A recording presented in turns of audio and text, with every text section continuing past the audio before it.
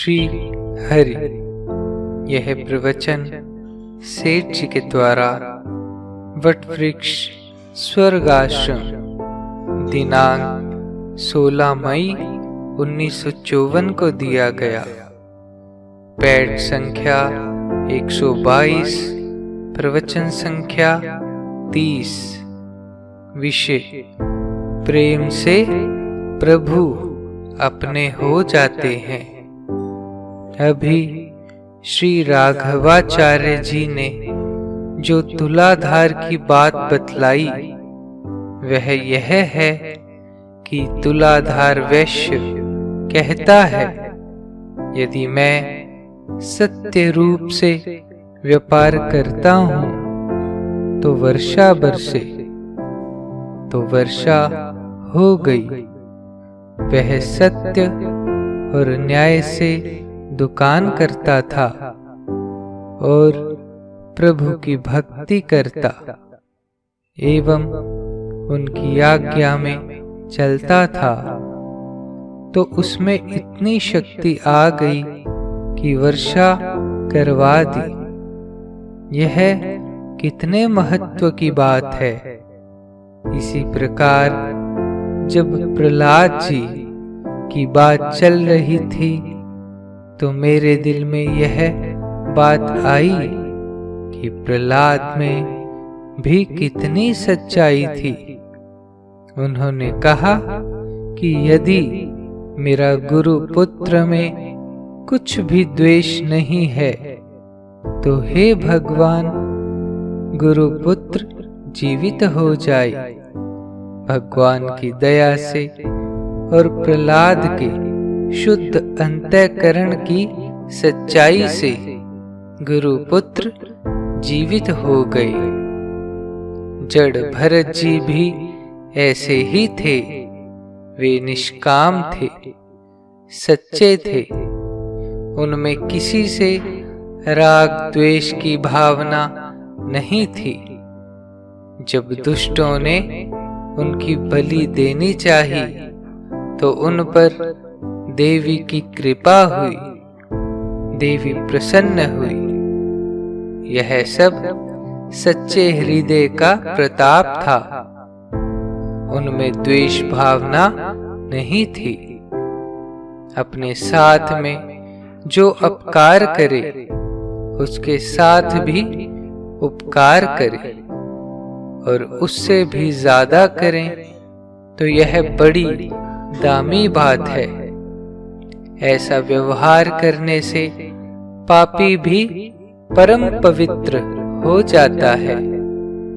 जैसे यह बात चली कि यदि कोई आदमी मांस खाता है, मदिरा पीता है, तो क्या उसकी भी मुक्ति हो सकती है?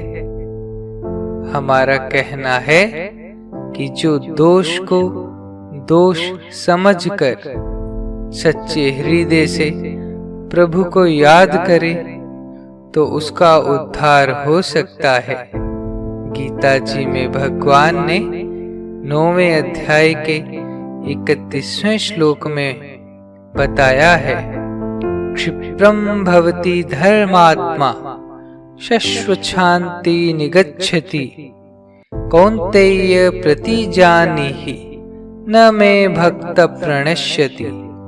अर्थात वह शीघ्र ही धर्मात्मा हो जाता है और सदा रहने वाली परम शांति को प्राप्त हो जाता है। हे अर्जुन, तू निश्चय पूर्वक सत्य जान कि मेरा भक्त नष्ट नहीं होता। भगवान कहते हैं, चाहे वह कितना ही पापी क्यों न हो, जो मेरी भक्ति करता है वह शीघ्र ही धर्मात्मा हो जाता है। हे कौन्तेय, तुम निश्चय जानो कि जो मेरा भक्त है उसका कल्याण हो जाता है। गवर्नमेंट का यह कानून है कि जो गवर्नमेंट का अपराध करता है वह दंड पाता है, किंतु वह उससे अपने अपराध के लिए माफी मांग लेता है और भविष्य में अपराध न करने को कहता है तो वह दंड से बच जाता है या उसका दंड कम कर दिया जाता है। तो जब गवर्नमेंट से क्षमा प्रार्थना मांगने पर बच जाता है तो परमात्मा से क्षमा मांगने पर क्यों नहीं बचेगा? परमात्मा तो हमेशा क्षमाशील है, वह सबको क्षमा कर देते हैं। सच्चे दिल से कोई क्षमा मांगे तो सही। मनुष्य पाप करे और प्रभु से क्षमा मांग ले तो पापों से तर जाएगा। ज्ञान होते ही वह पापों से मुक्त हो जाएगा। ज्ञान अग्नि सारे पापों को, सारे कर्मों को भस्म कर देती है। यदि कोई संसार में जितने भी पापी हैं उनसे भी बढ़कर है तो वह भगवान की कृपा, उनकी भक्ति के प्रभाव से परम शांति को प्राप्त होता है। अतिशय दुराचारी होने पर भी मोक्ष की प्राप्ति करता है। शबरी की कथा जो आचार्य जी ने कही थी कि भगवान ने भीलिनी का आतिथ्य स्वीकार किया और विदुर के यहाँ जाकर शाक का भोग लगाया, तो यह सब प्रेम और भक्ति की महिमा है। जब श्री कृष्ण पांडवों की ओर से दुर्योधन आदि कौरवों की सभा में संधि का प्रस्ताव लेकर जाने लगे तो बीच में ही द्रौपदी ने टोका, आप उनसे संधि करने जा रहे हैं? उन दुष्ट पापियों से जिन्होंने मेरा अपमान किया, मेरे केश खींचे, मुझे यातना दी, क्या उनसे संधि करना उचित है? मेरे केश आज भी खुले हुए हैं और जब तक दुष्ट दुशासन मारा न जाएगा तब तक मेरा प्रण है कि यह खुले रहेंगे, मैं जूड़ा नहीं बांधूंगी। द्रौपदी के मर्म पीड़ाकर वचन सुनकर श्री कृष्ण ने उसे आश्वासन दिया कि उन पापियों का नाश होगा। कृष्णा, तुम चिंता क्यों करती हो? तुम्हारा प्रण पूरा होगा, यह मेरा प्रण है। उनसे संधि होना संभव ही नहीं। तो ऐसे हैं प्रभु भक्त के अधीन, प्रेम के वशीभूत। भगवान जब कौरव सभा में गए, दुर्योधन आदि ने उनके स्वागत का बड़ा प्रबंध किया। उनके भोजन के लिए नाना प्रकार के भोग और मेवा मिष्ठान की व्यवस्था की, हर एक सुख सुविधा का प्रबंध किया, अतिशय सम्मान किया। किंतु भगवान ने उस भोग और पदार्थों की ओर दृष्टि भी न डाली। उन पदार्थों में उनकी वृत्ति ही नहीं लगी। वहां प्रेम नहीं था, दैन्य नहीं था, अभिमान की गंध थी और दिखलावा था। भगवान ने वहां से तुरंत चले जाना ही ठीक समझा। उन्होंने सब अस्वीकार कर दिया। जब वे जाने लगे तो दुर्योधन ने इसका कारण पूछा, तो भगवान ने कहा, मैं जिस कार्य के लिए आया हूं वह पहले कीजिए, पांडवों से समझौता कीजिए।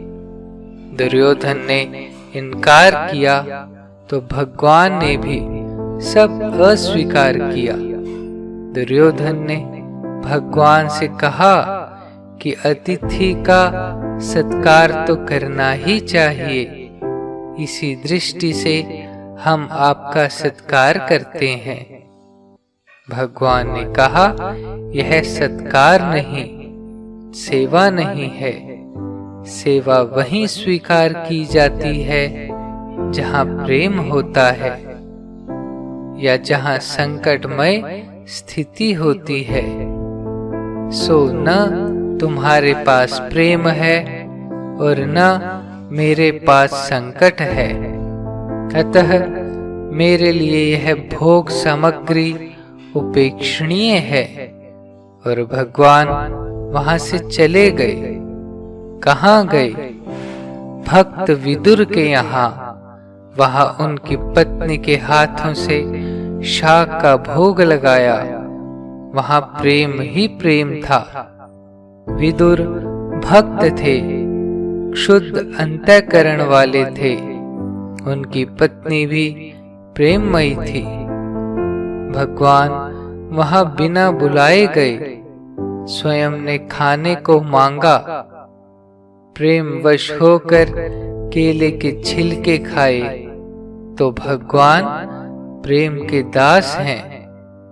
जो कोई प्रेम से पत्र पुष्प अर्पण करता है, भगवान उसे स्वीकार करते हैं। गीता जी के 9वें अध्याय के 26वें श्लोक में आया है, पत्रम पुष्पम फलम तोयम यो मे भक्त्या प्रयच्छति तत् अहम भक्त्युप्रहितम अस्नामि प्रतात्मनः। अर्थात, हे अर्जुन, मेरे पूजन में यह सुगमता भी है कि पत्र पुष्प फल जल इत्यादि जो कोई भक्त मेरे लिए प्रेम से अर्पण करता है, उस शुद्ध बुद्धि निष्काम प्रेमी भक्त का प्रेम पूर्वक अर्पण किया हुआ वह पत्र पुष्प आदि मैं सगुण रूप से प्रकट होकर प्रीति सहित खाता हूँ। यही कारण है भगवान राजा दुर्योधन के मेवा मिष्ठान और सुंदर सुंदर पदार्थों को त्याग कर प्रेम मूर्ति विदुर के यहाँ बिना बुलाए गए। वहां प्रेम था, भक्ति थी, किंतु दुर्योधन के यहाँ अभिमान था, दंभ था और पाखंड था। तो यह प्रेम की महिमा है। शबरी के बेर भी उसके सरल प्रेम के कारण स्वीकार किए। व्रज की गोपियों के प्रेम के बारे में क्या कहा जाए, वे तो कृष्णमय ही थी। उनकी सी तन्मयता सब में कहाँ मिलती। वे हर समय कृष्ण को ही देखा करती थी। उठते बैठते, झाड़ू देते समय, पालना झुलाते समय, दही बिलोते समय, हर समय श्याम को ही देखा करती थी। तो भगवान भी उनके प्रेम के अधीन थे। उनके यहाँ भगवान माखन चुराते थे, उनके साथ रास करते थे। तो हमें भी हर बात में प्रेम को स्थान देना चाहिए। हर एक से प्रेम से भगवान का होकर या भगवान मानकर प्रेम करना चाहिए। अतिथि सत्कार हमें नारायण का भाव रखकर करना चाहिए। मातृ देवो भव, पितृ देवो भव, अतिथि देवो भव। अतिथि की सेवा करें तो ऐसा समझे कि हम नारायण की ही सेवा कर रहे हैं। ओहो, हमारे अहोभाग्य है। शरीर से सबकी सेवा और वाणी से भगवान के नाम और गुण का कीर्तन करें तो इस प्रकार मनसा वाचा कर्मणा तीनों से प्रभु की पूजा करें। भगवान को याद करें तो भगवान प्रसन्न होते हैं। यह बात कहने की जरूरत नहीं है कि हमें यह सब करने की फुर्सत नहीं है। फुर्सत की क्या बात है, जब हमारे हृदय में प्रेम है तो भक्ति तो स्वयं उमड़ेगी, साधन स्वतः ही बनेगा। रावण, कंस, मारीच आदि तो भगवान से डरते थे। उन्हें हर समय राम और कृष्ण ही दिखलाई देते थे। भय से उनकी ही याद बनी रहती थी। मारीच तो र शब्द से कांप उठता था। रानी, रथ, रत्न आदि नाम से उसे राम की याद आ जाती थी और भयातुर होता था। कंस कृष्ण से डरता था, कृष्ण को ही हर समय देखता था, उनके नाश का भाव ही सोचता था। तो जब भगवान से शत्रुता रखने से या भय रखने से उनकी याद हर समय बनी रहती है और हृदय से निकालने पर भी नहीं निकलती, तो जब भगवान से प्रेम किया जाए तो क्या वह हमें हमेशा याद न रहेंगे, हमें दिखाई न देंगे? अवश्य दिखाई देंगे। प्रेम से तो भगवान अवश्य आते ही हैं। गोपियों ने भगवान से प्रेम ही तो किया था। उनका वह प्रेम अनुपम था, वास्तविक था। गोपांगनाएं उठते बैठते, चलते फिरते, खाते पीते हर समय कृष्ण को याद रखती थी, उनसे प्रेम करती थी। तो भगवान भी उनके प्रेम से मत होकर उनके साथ ही क्रीड़ा करते थे। तो यह है प्रेम का महत्व। प्रेम बड़ी चीज है। प्रेम से प्रभु अपने हो जाते हैं, इसमें संदेह नहीं। अतः हमें प्रभु को अपना बनाने के लिए या उनका बनने के लिए हृदय में नित्य निरंतर प्रेम भाव का उदय करना चाहिए। इसी में हमारा कल्याण है। नारायण नारायण नारायण श्रीमन नारायण नारायण नारायण नारायण श्रीमन नारायण नारायण श्रीमन नारायण नारायण